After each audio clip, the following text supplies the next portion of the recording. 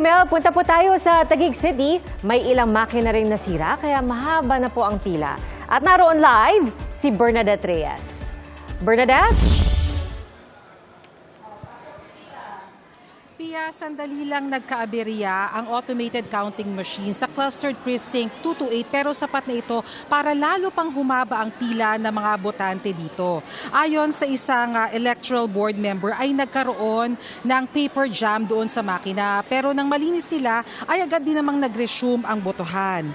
Dahil nagpang-abot na ang mga senior citizens, mga regular voters ay siksika na sa mga presinto dito. Meron na mga botante na nagkakasagutan na sa pila dahil na rin sa init ng kanilang ulo na sinasabayan pa ng mainit na panahon.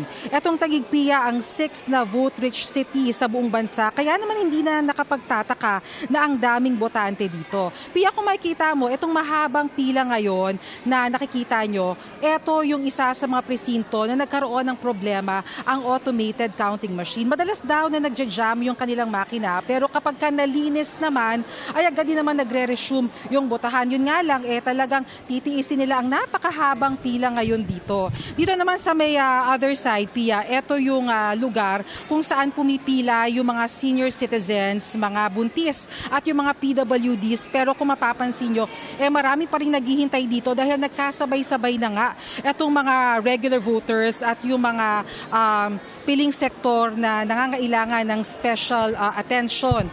Kanina natanong rin ni Ivan, narinig ko na tinatanong kung talaga bang meron naka-standby na mga makina at gaano ba dapat kabilis makarating yan doon sa isang lugar.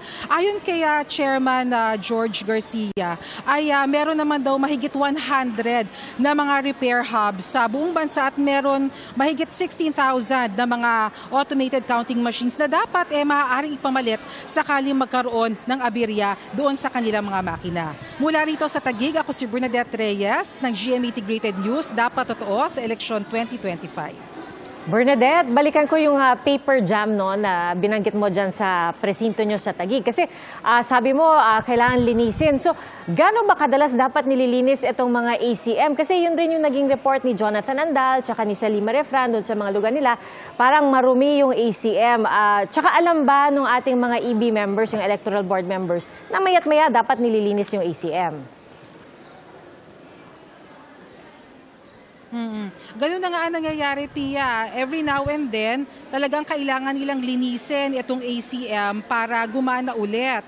Pero kapag nalinis naman na raw yung paper jam or kung ano mang dumi na nakaka-block doon sa pasukan ng balota, agad din naman nagre-resume yung botohan. Yun nga lang, talagang, Pia, hindi natin maiiwasan dahil nga sa dalas na mag-jam, doon lang naman sa ibang mga presinto, humahaba nung yung pila kagaya nito. Pero tumatagal lamang daw ng mga 5 minutes at nagre-resume na rin yung botohan. Pero syempre, Pia, itong mga 5 minutes na to, talagang nakakaabala na rin doon sa botohan. At kung mayat-maya nasisira o nagkakaroon ng problema yung automated counting machine, talagang lalo pang hahaba yung pila at tatagal pa para sa mga botante ang kanilang pagboto. Pia? Alright, Bernadette, nakikita namin sa iyong likuran yung mga naglalakad dyan sa paligid tapos may mga nag-aabang din sa labas. Ibig ba sabihin, Bernadette, lahat ng mga presinto dyan sa ground floor, lahat yan yung priority, yung tinatawag nila priority polling place? Actually, Pia, magkakaiba. Yung dito sa gawing kanan ko, yung pinakita natin kanina, ito yung priority polling place para doon sa mga senior citizens, mga buntis, at doon sa mga persons with disabilities. Pero, Pia, mabanggit ko lang, kaya rin tumatagal yung proseso dito kasi bago pala sila bumoto, ay kailangan pa muna nilang pumirma ng tinatawag na waiver na pinahihintulutan nila na merong mag-aabot sa kanila ng balota, yan ay kanilang sasagutan, at matapos yan ay dapat i-endorso rin nila ulit yung kanilang balota. So may ibang mga senior citizens kanina na umaalma dahil wala silang nakukuha kumbaga ng resibo. Kasi hindi na sila yung mismong nagpasok nung kanilang balota doon sa automated counting machines. Pero yung iba naman nauunawaan dahil alam mo, Pia, para sa ilang mga senior citizens na to, yung kanilang presinto ay nandun pa sa 3rd floor. So imagine, it's really difficult for some of our senior citizens na akyatin pa yung kanilang presinto para bumoto. Kaya naman, they're left with no other choice kundi i-grab na lang yung opportunity na makaboto through the priority polling place, at least ma-exercise nila yung kanilang right to suffrage. Pia? Okay. So, pero Bernadette, halimbawa may isang senior citizen na pumila dyan kasi nga priority. Tapos nalaman niya, kailangan ko magbigay ng waiver para iakyat. Gusto niya siya mismo ang mag-aakyat at maghuhulog dun sa kanyang balota. Pwede rin naman yun kung kakayanin niya.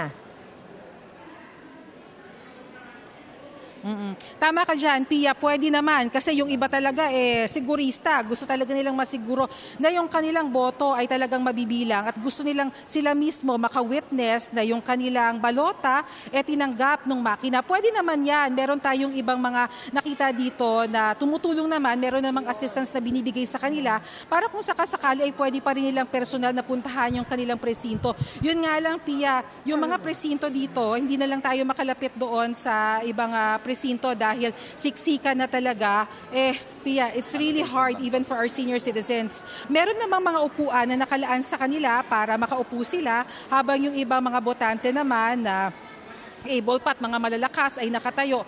Pero even still, kahit na ganun, Pia, talagang sa sobrang siksikan, talagang mahahapo ang ating mga senior citizens. Dahil nga ang dami rin talagang botante dito sa Taguig City, Pia. Iya, pwede ba makisingit? Yes, of course, Mel. Bernadette, bilang isang senior citizen, yan, patanong mo nga dyan kung sino ang dapat sumagot sa aking katanungan. Bakit baga naman ang para sa senior ay ilalagay sa 3rd floor? You know, it's a no-brainer. Diba?